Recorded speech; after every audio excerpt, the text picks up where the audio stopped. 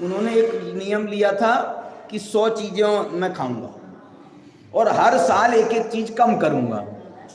तो कम करते करते करते करते जो है उनकी समझ लो अब 80 पे आ गई होंगी, 70 पे आ गई, जब से लिया होगा, बहुत पुराना है उनका, तो उनके कम हो गई।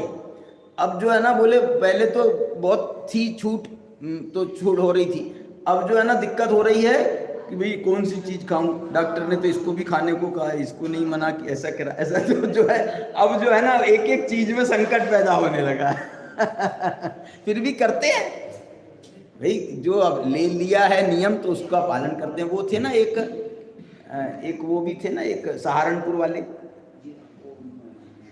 शांत हो गए वो, शायद अपने आप पंचकल्याणक में आए थे पहले पंचकल्याण, अभिनंदन कुमार जी थे, एक अभिनंदन कुमार जी सहारनपुर वाले।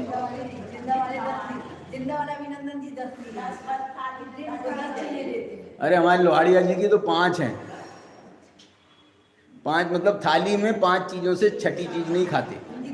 हाँ, लेकिन उन्होंने एक रास्ता निकाल रखा, उनने नहीं निकाला, मतलब लोगों ने निकाल दिया कि भाई जो मिक्स चीज़ें होंगी ना उसको एक ही आइटम मानेंगे।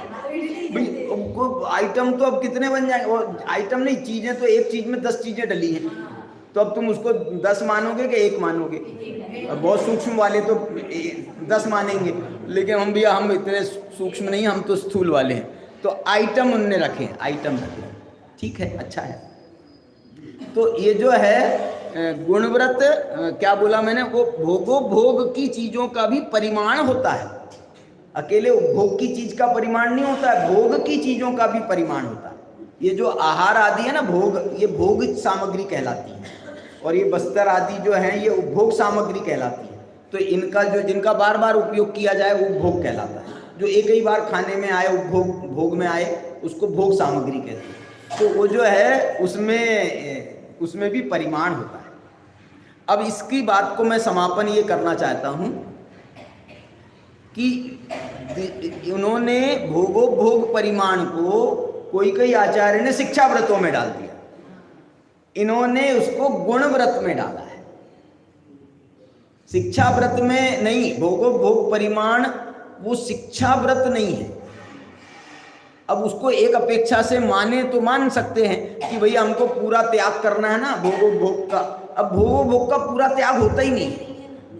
सुनना, मैं ये कह रहा हूं भोगोपभोग जो है ना इसका पूरा त्याग होता ही नहीं है, इसलिए शिक्षा व्रत में नहीं जाएगा। मुनिराज भी भोगोपभोग परिमाण करते हैं।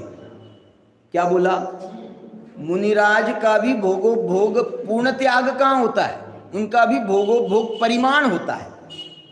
इसलिए परिमाण जो है, इसलिए वो शिक्षा व्रत में नहीं है, वो गुण व्रत में सही है। भोगोपभोग कुंकुंदाचार्य ने उसको उसमें डाला, इन्होंने भी उसमें डाला। उनने क्या क्या लिया है गुण व्रत में? तत्वार सूत्र में दिग्व्रत, देश व्रत और अनर्थ दंड व्रत। इन्होंने देश व्रत नाम की चीजें ही नहीं रखी। देश, और कोई आचार्य ने देश व्रत को शिक्षा व्रतों में डाल दिया, इनने नहीं डाला है, कुंकुंद में नहीं डाला है। देश व्रत को जो है ना किन्हीं आचार्यों ने शिक्षा व्रत में डाला है लेकिन जो मूल अवधारणा है ना, बात समझने की है। अणुव्रत में जो गुण पैदा करें, विशेषता पैदा करें, उसका नाम गुण व्रत है, और जो मुनि व्रत की शिक्षा देवे उनका नाम है शिक्षा व्रत। ये मूल उसका धारणा है। अब इसमें जो है ना वो यदि उसकी शिक्षा नहीं दे रहा है तो उसको शिक्षा व्रत में स्थान नहीं देगा, और यदि वो इसमें गुण पैदा कर रहा, शिक्षा व्रत भी गुण पैदा करते हैं वास्तव में, इसलिए वो भी एक प्रकार से गुण व्रत है, इसलिए शील व्रतों में तो उनको नाम दे ही दिया है। चलो, और भी इसमें जो है, और क्या कारण है इसमें। अब देखो, देश व्रत नहीं लिया कुंकुंद भगवान ने, तो इनका क्या मानोगे? बोले देश व्रत ले लिया ना, ये विदिशा का प्रमाण कह दिया है। विदिशा भी वैसे तो दिग्व्रत ही है, देश व्रत नहीं है।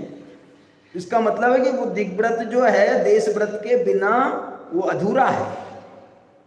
दिग्व्रत भी देश, अकेला मोटा मोटा तुम कहो 100 किलोमीटर के आगे नहीं जाऊंगा, लेकिन इस 100 किलोमीटर के अंदर भी एरिया में भी कितना है कि तेरे कोई काम का नहीं है, तू क्यों इसको अपने पाप की मर्यादा में शामिल किए हुए रखा है? इसलिए उसका भी त्याग वो दिग्व्रत के द्वारा हो जाता है। चलिए इसकी विशेष चर्चा और आगे अपन करेंगे। सच्चिदानंदी शुद्ध